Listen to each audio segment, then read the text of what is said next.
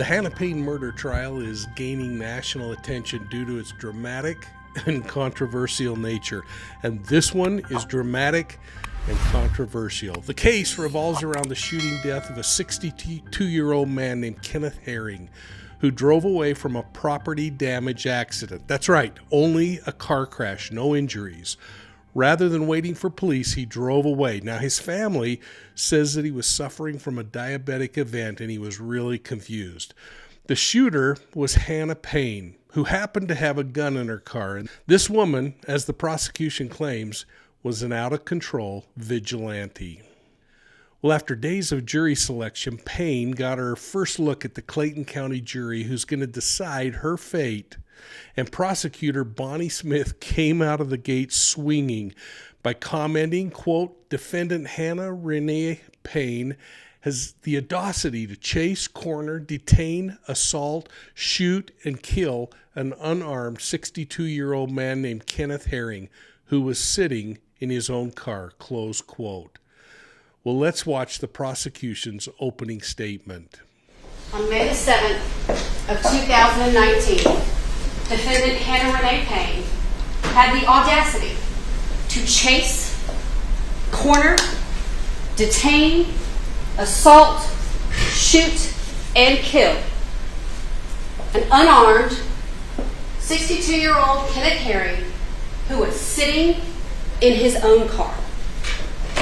All because she didn't like his driving and she didn't like how he acted.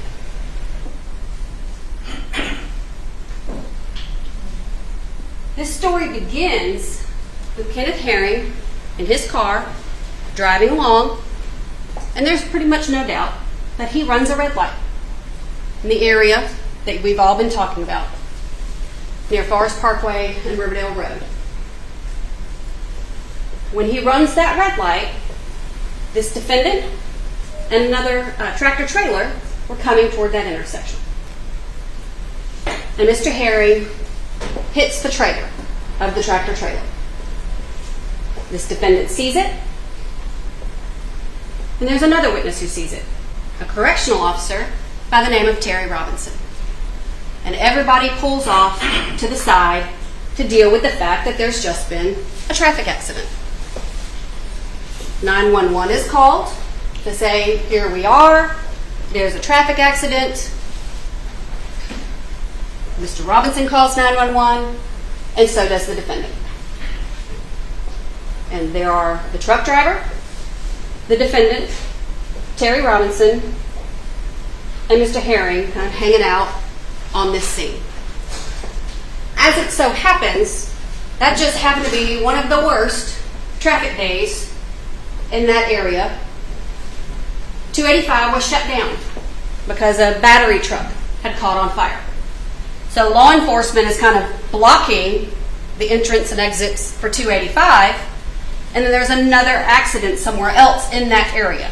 So traffic is piled up, cars everywhere, no one can really get anywhere.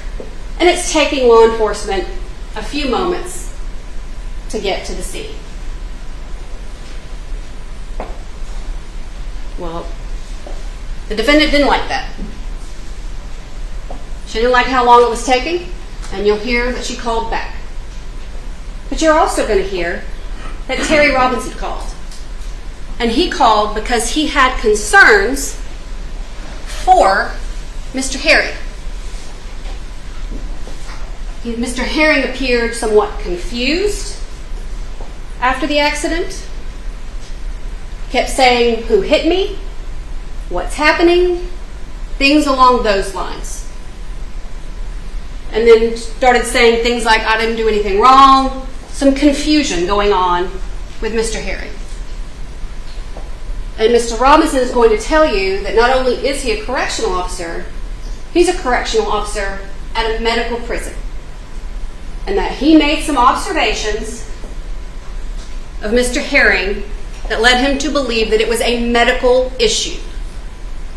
He did not observe anything that made him believe that Mr. Herring had been drinking or that he was under the influence of anything. Just that he was having some sort of medical issue. And he would say that it was consistent with medical issues he's observed in the medical prison with people who are having issues with diabetes. And he will testify that he also observed needles in Mr. Herring's vehicle while they're hanging out on scene. And he will tell you that for those 20 or so minutes that everyone is on this scene, no problems. As far as no arguments, Mr. Herring says nothing to the defendant. He does nothing to the defendant. There's no hand gestures. You're number one in my book. I was talked about some in jury selection. None of that. Because Mr. Robinson knew it's best to keep everybody kind of separated and calm. So it's a pretty calm scene. And he will also tell you that there was extensive damage to Mr. Herring's vehicle. Stuff coming out the front, fluid leaking out of the bottom. It's not going to be running for long. He realized at some point, Mr. Robinson did, that Mr. Herring's kind of circling his vehicle. And they begin to think, he doesn't know what's going on. He might get in his car and drive somewhere. So that's why Mr. Robinson calls 911 a second time saying, listen, I asked y'all for an ambulance 20 minutes ago. Something's not okay here. Something's wrong with this gentleman. Where's the ambulance? And the defendant calls. Well, I called y'all 20 minutes ago. And then starts saying, I think he's going to leave the scene. And sure enough, Mr. Herring does get in his vehicle and begin driving. And the defendant, even though the first accident really didn't have very little to do with her, has the audacity to get in her vehicle and chase him. And while she's driving off, Mr. Robinson is basically saying, well, maybe you can get a picture of the tag or get the tag number. Maybe you can get that information. The defendant is narrating what she's doing to the 911 operator, who of course, tells the defendant, ma'am, don't chase him. That's not safe. Don't follow him. We don't need you to do that. But this defendant, as far as she was concerned, was the rightest person she knew. Because she tells that 911 operator, well, I'm not going to follow him. I don't know what he's going to do.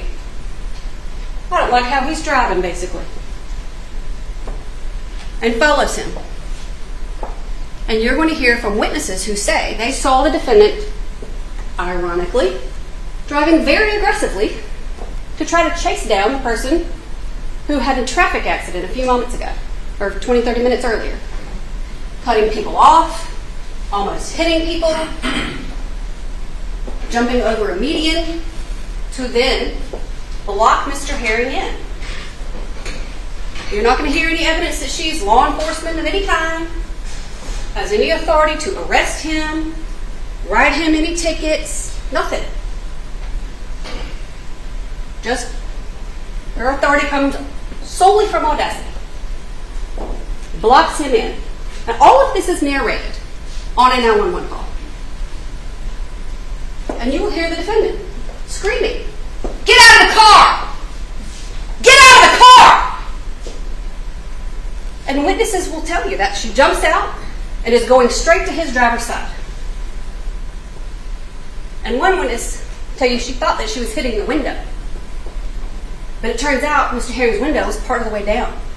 And that this defendant is reaching in to where Mr. Herring is sitting in the car, in the truck.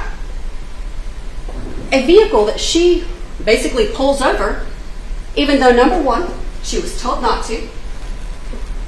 Number two, she had already given law enforcement his tag number. And number three, she knew that law enforcement was in the area.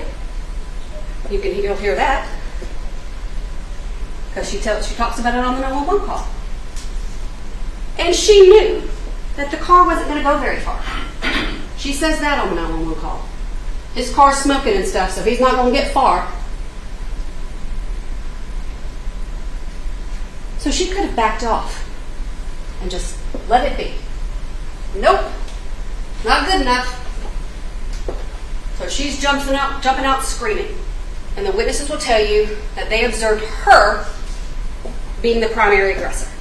The defendant reaching in and assaulting Mr. Herring. And that they never saw Mr. Herring do anything to the defendant. The most that anyone saw Mr. Herring do is kind of a get away from me. He doesn't know he doesn't know her. Kind of a get away. But they never saw him strangle her, hurt her, punch her, nothing. And nothing in his hands. Unarmed. But what happens is because Mr. Herring is trying to defend himself, he moves his vehicle, or either his vehicle goes into gear, is already still in gear. Either his vehicle is still in gear, and while he's trying to deal with the defendant at his door, his car moves forward. And what happens is that he bumps into her Jeep. Her black and pink Jeep. And she's going to tell you, you're going to hear her say that that's why she shoots him.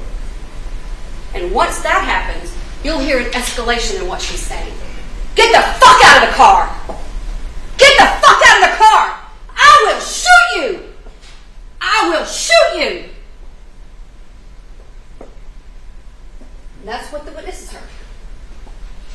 This is not something she's saying to herself in the privacy of her own vehicle for her own release. She's standing right up on Mr. Herring with a gun in her hand. The witnesses will tell you at some point while she's at the door, she takes a gun off her hip and is pointing that gun in the vehicle. She's the aggressor. That's what the witnesses are going to tell you. You'll hear all of this because she's still on the phone with 911. Phone's a little further away from the window because it's on the ground. Mr. Herring is trying his best not to get shot at this point. Still no weapon. Still trying to get the gun away from him, away from her, whatever.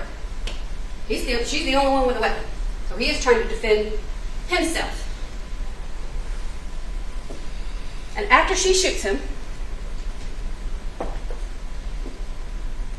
she picks up the phone with the 911 operator going, Ma'am, you are not supposed to follow him.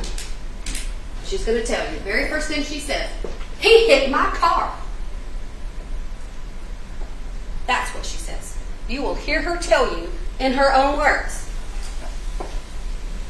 why she killed this man. And then she tells the 911 operator, he pulled the trigger on my gun and shot himself. That's the level of audacity you're going to hear.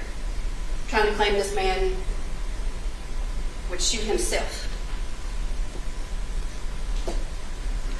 When we believe that the evidence will show through the witnesses, video, photographs will prove otherwise.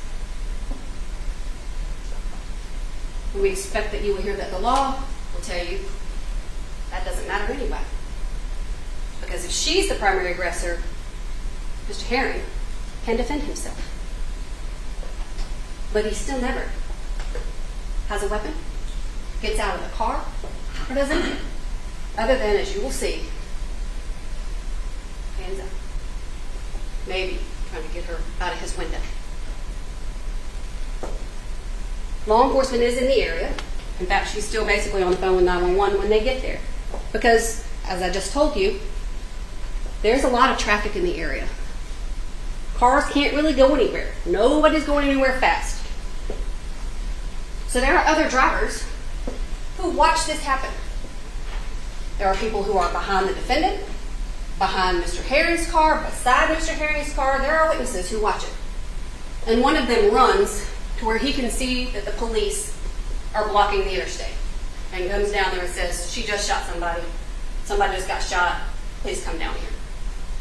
And law enforcement gets there. And as soon as they arrive, they ask, who shot? And the defendant says, I did. And is allowed to politely hand over her gun to a police officer. And you'll see some additional audacity of kind of arguing with the witnesses on scene before she's taken into custody on that scene.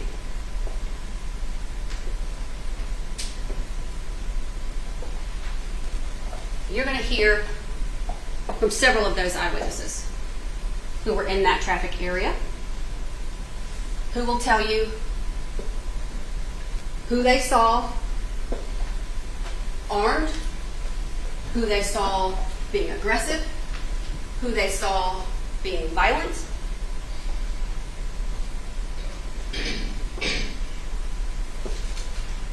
And that it was never, at any moment, Kenneth Herring. You'll be able to hear the defendant's own demeanor afterward, because for some bit of time she's still talking to 911. And you'll hear her say, well, I'm okay, or I'm safe, but he ain't. Now he needs paramedics. You'll be able to see after one of the witnesses, who happens to be driving by, pulls out his cell phone and videos what portion of it that he could capture.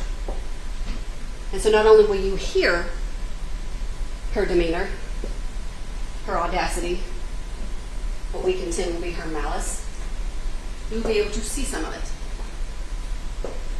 You will see what happens. She picks up her phone, tells them he needs paramedics, and just walks off. Walks off to her car. During this incident at the door, there's a tear to her shirt. So she puts on another shirt, hangs out till law enforcement gets there.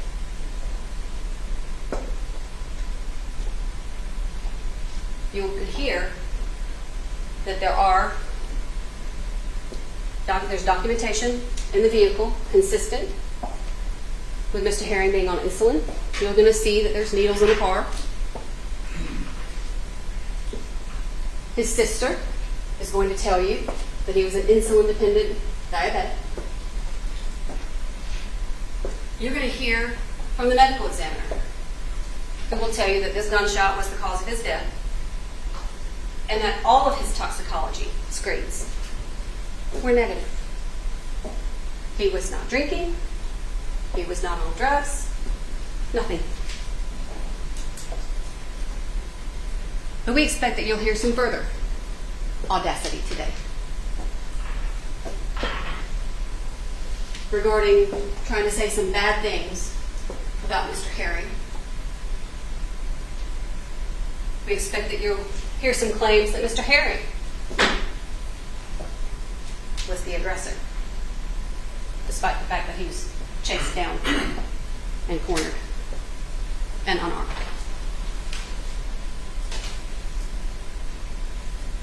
That you'll hear a request to consider self-defense for this defendant, despite the fact that we expect the evidence will show that she's not defending herself. She's the aggressor. And anything Mr. Herring did would be to try to save his own life, even though he failed. You're also going to hear some scientific evidence. We're just trying to make sure that you have all of the evidence that we have that we can present to you. They attempted to get fingerprints off the gun. You'll see the gun. They weren't able to do so. There are some prints, but they didn't have anything sufficient to match it to. So no match up to any of the prints they believe that they can find on the slide of the gun. You got to have a big enough surface to leave a fingerprint. So the slide of the gun is what they did. No match. They then swabbed the gun to see Let's see what the DNA is. And the only DNA that they can match to any one person is the defendant's own DNA is on the slide of that gun. Not a shocker, it's her gun. There were at least 3 DNA profiles on the gun. We know one is male, and that's all we know. One's the defendant, 2 additional, 1 is male, and that they could not match the male DNA to Mr. Herring. They couldn't create a match to the other 2 profiles. So we're just going to make sure you know that there's going to be some scientific evidence that's coming your way, just to make sure that you have the full picture. You're going to hear multiple 911 calls, 2 from Terry Robinson, 2 from the defendant, and 1 from one of the eyewitnesses. You'll see multiple photographs, body-worn camera of the initial responding officer, to just kind of, when you see kind of the chaos of the scene, how the vehicles are parked, all of those things. Okay, so I know this is, as we talked about when we were talking about in jury selection some, we thought we were going to keep putting up witnesses yesterday. So we have our exhibits numbered well in advance. So I promise you're going to think when we start telling you what exhibit we're tendering that we can't count. I promise that we can. We're just going to have to go in the order that we have to go in, because I've told you there are some professional witnesses. There are some out-of-state witnesses. And we thought we were going to put those people up yesterday. So we start out with, we're going to start with number 1. But if we end up jumping to number 12, we promise. We can count. So just kind of bear with us. And then we have to go in the order now that we have to go in. They may not seem as smooth, but just to ensure that we are able to get all of these witnesses to appear before you so that you can hear the full story of what happened to Kenneth Herring on May the 7th of 2019. So we appreciate your attention on behalf of Mr. Herring's family.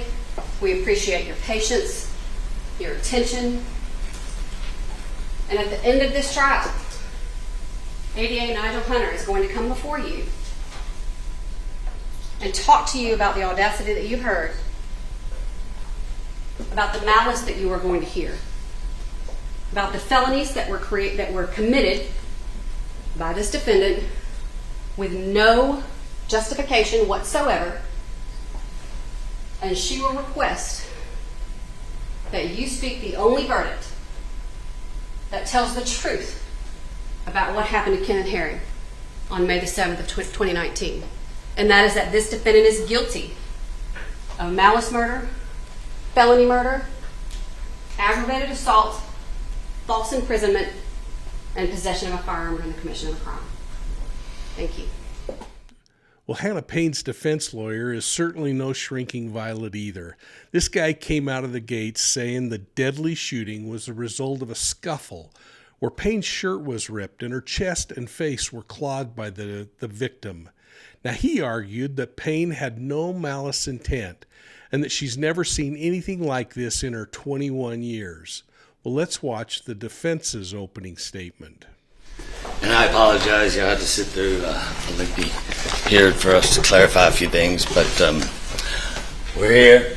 This is what we discussed when we were talking about it and trying to make sure that y'all had an open mind, a fair mind, and an impartial mind, because there's been a lot of media coverage, there's been a lot of talk about this. And it's finally come the day to put up a show. And as I talked to y'all earlier, making references, when I start a trial or do a jury trial, I try to give something that guides you into keeping your attention into what's going on in the case and kind of an underlying theme to keep your eyes open. And when I was thinking of this case, of course, the evidence will speak for itself. That's the one thing we'd like to come out is the evidence. But we also talked about reading between the lines, making inferences, and looking at the veracity of the witnesses, which kind of brought this story to me basically of a young boy who was out there learning how to shoot a bow and arrow. And he's out there, and he's got his father over there, and he's trying to learn to shoot that bow and arrow, and as most people start, He's not coming anywhere close to the bullseye or to the target. So he's out there trying left and right. And the neighbor keeps coming up and kind of laughing at him, saying, "Good luck, boy. Try it differently. Try it my way." And the dad says, "No. Stick the course. Do it yourself. Watch, learn, listen. You'll never learn anything. You just take somebody else's word for it." So he continues to shoot this bow and arrow, and he's missing, and his dad walks off. And the neighbor says, "One day, son, when you want to learn how to shoot a bow and arrow, come on over here. And look at this." And he points. Lo and behold, there's a tree. And it's got an arrow right in the smack middle of a target. And then he looks at another tree. And there's that arrow, boom, right in the middle of the heart of that target, the bullseye. And he sees another one. And that young boy, just like any other kid, looks around, sees his dad's not there. And he runs over to the neighbor. And he says, "Sir, show me how to do that. I can't hit the bullseye. Can you show me how to do it?" He goes, "Maybe a little later, boy. Maybe a little later." The kid's shaking his head because he really wants to know how to do it. So he walks up on the man. He's in there talking to his friends. And he begs him, "Sir, show me how to shoot. I got to be an archer like you. I want to be able to hit the bullseye all the time." And the man says, "Look, son, I don't have time for you today. Let me just tell you how you do it. I take that bow and arrow, I shoot it into a tree, and then I paint the bullseye around it." And that's what's happening here. We got a situation, and let me, for the record, make it clear. This is a tragic situation. It's a tragic situation because one man has lost his life, and the other person has lost their chance to ever really live a normal life. So as we go through here and we see people try to paint a bullseye around an individual, the paint's not going to be there. That's not going to be enough evidence to make it look like a bullseye. It's not even going to be enough evidence to make it look like a target. So when you hear the evidence, and we anticipate the evidence to come out and talk about an accident, not a fender bender, an accident. A truck that runs a red light, nails, not just hits, nails an 18-wheeler, and disables it, puts it to the side. The correctional officer does show up on the scene. He identifies himself as a law authority and a correctional officer, and he's trying to take control of the scene and make sure everything's going on. Unfortunately, like a lot of times in Clayton County, the 911 and the authority doesn't show up in time. People are getting impatient, worried. Is he injured? Is he going to have enough, time for somebody to come in and help their injuries? And in the meantime, the individual that caused the accident is walking around. He's checking out his truck, make sure it's working. He's walking around, a little aggressive, a little faster this time. And on that 911 call, you're going to hear the correction officer say, "Sir, get away from that vehicle. That thing's about to blow. It's smoking. You got radiator fluid coming out of it. This thing's not operational. Move away from it." And he turns, and he talks to the 911 operator and says, "Man, he's over here he's getting a little crazy. I mean, we don't know what he's going to do." And then you hear him again say, "Sir, get away from that. Don't you leave. Don't you leave." And he turns and starts getting a little bit more excited. And he says, "Somebody get a picture of that. Somebody get a picture of that." Finally, Hannah is on the phone with 911, telling them pretty much the same thing. "Man, what? I don't know. This guy's leaving the scene. Get the tag number. Get the tag number." And the correction officer, "Get the tag number. Go." That's what you're going to hear on 911. You're not going to hear anything different. You're going to hear that. You're going to get to decide what was meant when he tells her, go, get that tag. And she's on the phone with 911. And of course, 911 hearing both, "Can you get the tag?" She goes, "Yes, ma'am, I can. I can get the tag." In a calm voice. Not an excited voice, calm voice. "Did we get it?" and then there's kind of radio silence. No one's really having much of a discussion because in the end, to make sure justice is accomplished, they want to see the tag number to identify who's there, who caused this accident, to hold them accountable. And therefore, they say nothing. They just let her get the tag. She starts rattling off the tag. Then all of a sudden, it's like, man, we don't want you to pursue. We want your safety. We want for your safety to stop pursuing and to come back to the scene of the accident. And that's where she says, man, I'm not going to knock it down. I mean, he's already caused one accident. Can't I just kind of lay back, scoot back a little bit more, but make sure the authorities know this is the vehicle they're looking for? It's just, no, I want you both come back right now. And that's when she pulls in front. And then you will see and you'll hear from witnesses and you'll get to see the vehicle. She didn't ram him. She didn't cut him off. There's enough road out there on Forest Parkway and River Road. You can move around everywhere. And you will see there was sufficient means to go around. I mean, what the heck? He's already drove away from one accident. But it wasn't an accident because she didn't hit him. He didn't hit her. Now, granted, it might not have been the smartest thing in the world to do, but she's young. She sits there and listens to authority. She believes that people still have good in them. And she comes out with the phone. Hey, I got the police on the phone. You need to go back to that accident. You need to go back. Here. Only to hear that engine rev up and try to ram. And you hear the engine in the 911, you hear the scream. And yes, you're going to hear the screams turn from the calm person on the phone to somebody a little frantic. And if she gets up there close with that phone, lo and behold, guess who grabs her and tries to pull her in that car? Now, the witness will tell you, there's no gun pulled at that time. It's just a phone. She just wants them to talk. Here. Talk to them. They want to talk to you. They want you to go back. They want me to go back. But that's not what she found out. And she found a very valuable lesson that a lot of people already know. Don't ever walk upon somebody in a car where they're trying to leave the scene of the accident or just leave. You don't know what you're going to find. You don't know what's behind that wheel. You don't know what's in that car.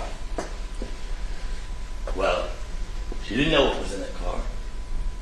There was a lot of things in that car. A lot of things that shouldn't be in that car. They're going to show you pictures of a knife. They're going to show you pictures of a chain or a small, a small saw. Work tools that can be used aggressively to cause substantial, serious, immediate harm. But at that point, she's not thinking about that. She's shocked that the guy grabbed her when he's just trying to hand the phone or let the phone see that the police are on it to talk to him. And upon grabbing her, it's pulling her into the car. And you will see pictures.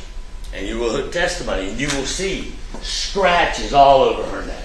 Scratches on the back of her head. All these bruises on her face.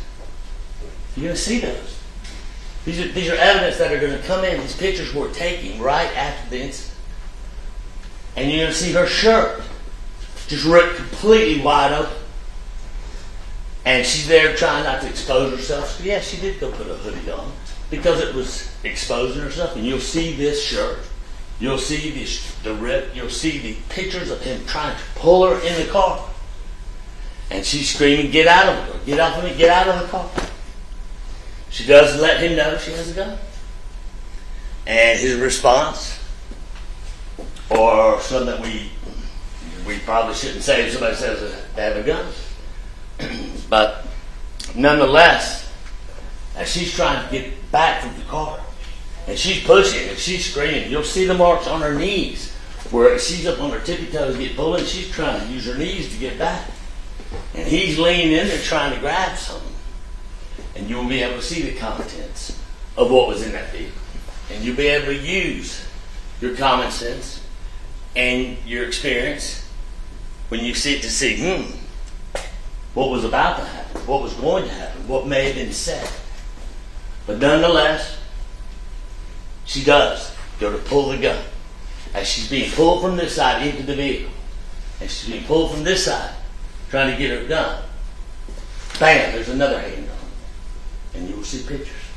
You'll see a quick video that shows what happens. But when you slow it down and you look at the still shots, you're going to see what happens.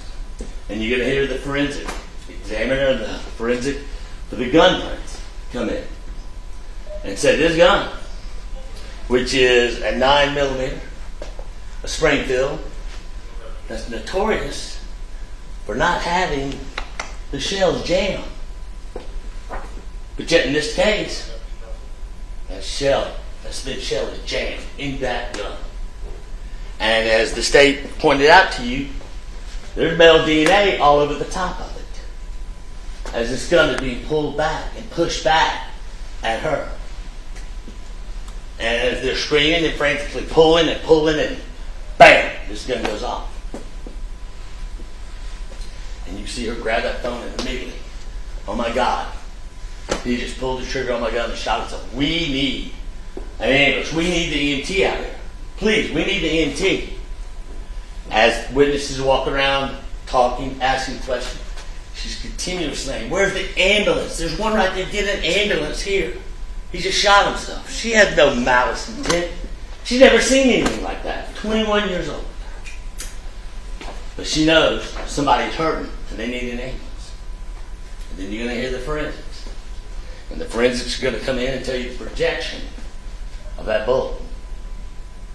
And what they say, the witnesses, is you just walk up, pow, and shot him. There's going to be a projection. There's going to be an angle. There's going to be a direction these bullets are going into. And you would presume if he's driving, she's right here, if he's grabbing, the projection's going to be left to right. But look, if what they're saying is right, but you're going to hear the forensic examiner come in and say, now this bullet came in his stomach at close range. It's not way over here pointing. It's at close range. And it's at an angle slightly right to left. Because when the gun is grabbed and turned back, that's the angle it is. That's why the male DNA is on the top of the gun. That is why you see her pull her arm back when it goes off. Because it's being twisted to a point. And he's trying to shoot somebody or shoot her. It's not just struggling with the gun. It's an angle of the gun that's being pointed. As he grabbed her and started pulling her in, and the weapon is pulled out and it's pointed and shot. And then she immediately grabs the phone. Like I said, this is tragic. People that have been around, that have driven that road, that know, they don't walk up on cars trying to talk to them civilly and say, hey, here's the police. And that was a learning experience to show the person had to find out. But that doesn't constitute murder. That doesn't constitute having all these charges put on her. She told from the very get-go, immediately, not thinking, well, what can I say or what should I say?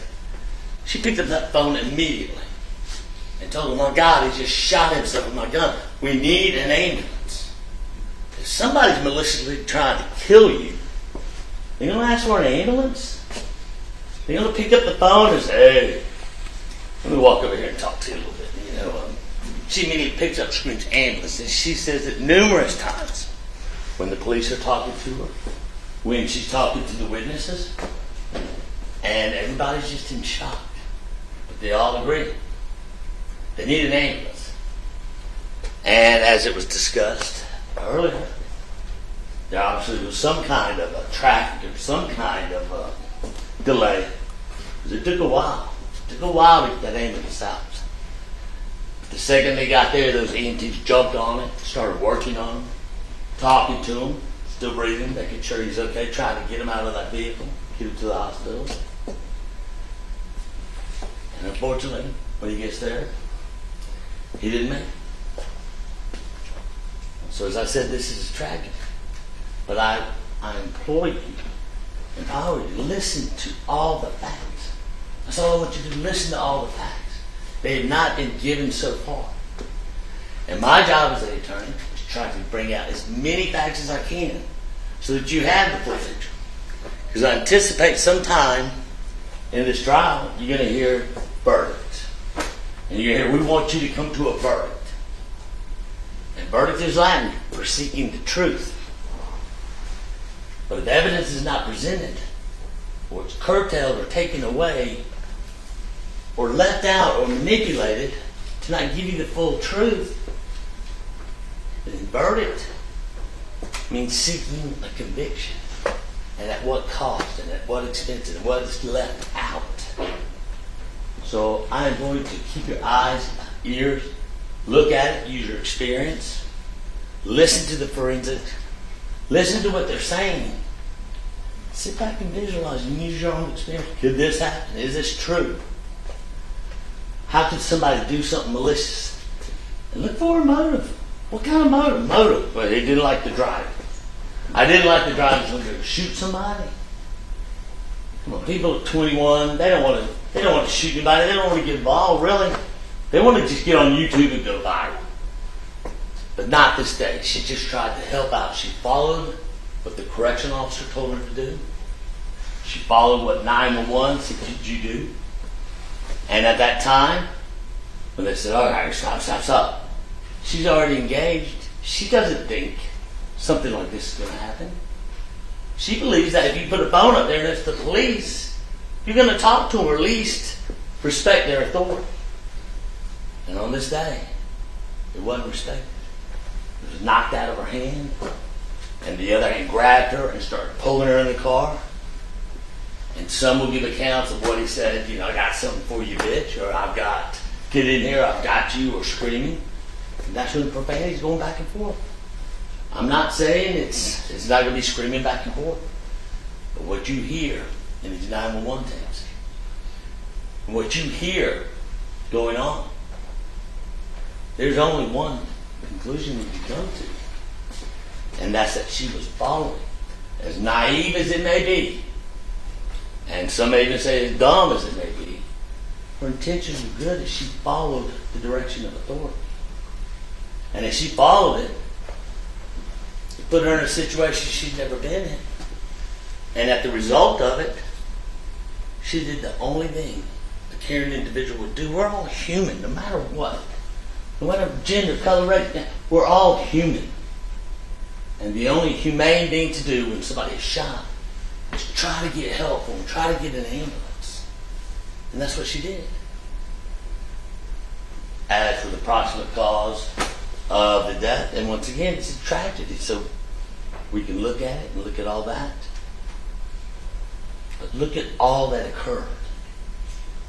Look at what you've got to listen to and what you've got to make a decision to. Because I believe if we can get all this evidence in that I've seen, if we can get all this evidence in, and I don't think we are, if we can get it all in, you're going to be able to make the right decision. And the right decision, not only can you look at the state when you make that decision, but you can look at Hannah Payne in the eye too. And you can know right here and right here, you made the right decision based on the evidence you heard, based on the evidence you saw, based on the experience and knowledge you have. So I welcome you to sit and listen to all this evidence.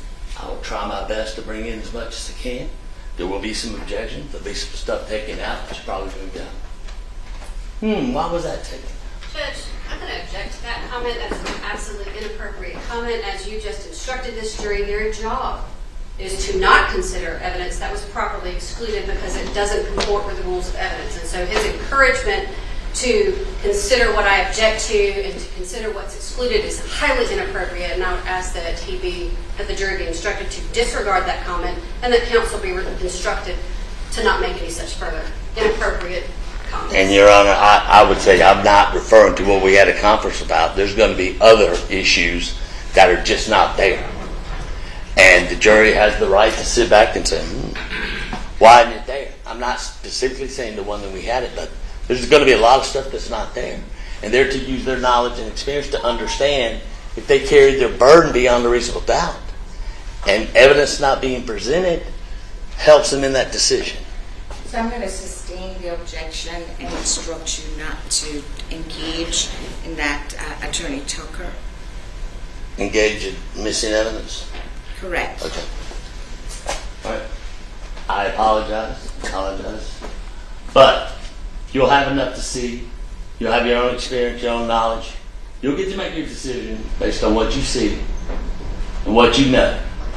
I feel comfortable that when you see all this and you hear it all, there's no audacity. There's no somebody being malicious. It's a situation that somebody very young got put in, following the direction of authority, that by the grace of God, she's alive to say today. And I don't want to take away from the tragedy of the loss, because it is. But I do want you to look at how it came to be, and if somebody has committed malice murder, or felony murder, or false imprisonment. This is a young girl doing what she was told to do, and you will hear the evidence. And I won't take any more of your time because I'm ready to get in that evidence.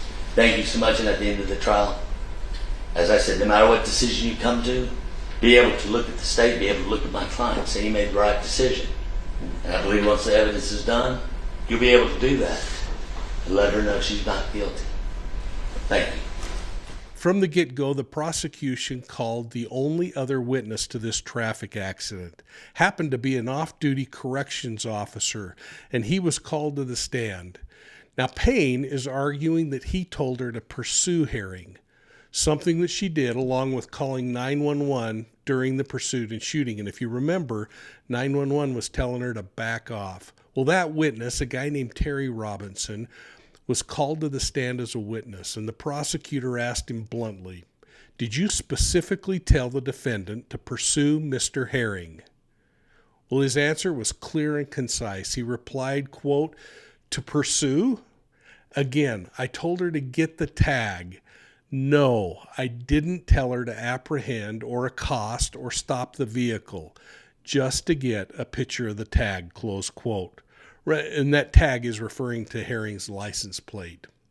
Well, as the defense argued Herring was driving erratically, prosecutors reminded the jury that he was reportedly dealing with a medical issue and he was trying to get to the hospital. And I'm going to just add, and it was a property damage accident. You don't use deadly force on something less than a deadly threat. Now, go back and watch my video on the legal issues in this case, which boiled down to the defense's claim that Hannah Payne was making a citizen's arrest and that she was acting in self-defense. The prosecution, on the other hand, says she committed felony murder, specifically malice murder with aggravated assault. And she also faces charges of false imprisonment and 3 weapons violation charges during this event. So I want to know what your thoughts are on this one, and I hope that you'll weigh in down below with your comments and be kind to each other, but take time to respond to each other. Now, I'm jumping on a plane in a few hours to go overseas, but I'm going to continue watching this trial with interest. And I'm going to continue watching for your comments. Hey, forgive my attire. I just got off the bike and I'm trying to get to the airport. But thank you. Thank you for supporting Profiling Evil. And please hit that like and subscribe button. Ring the bell so that you're getting all of our notifications. And I hope, folks, that you're pulling away from true crime a little and making the most of the holiday season.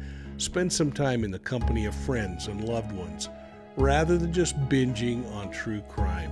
Keep some balance. And from all of us at Profiling Evil, we'll see you soon at the next crime scene.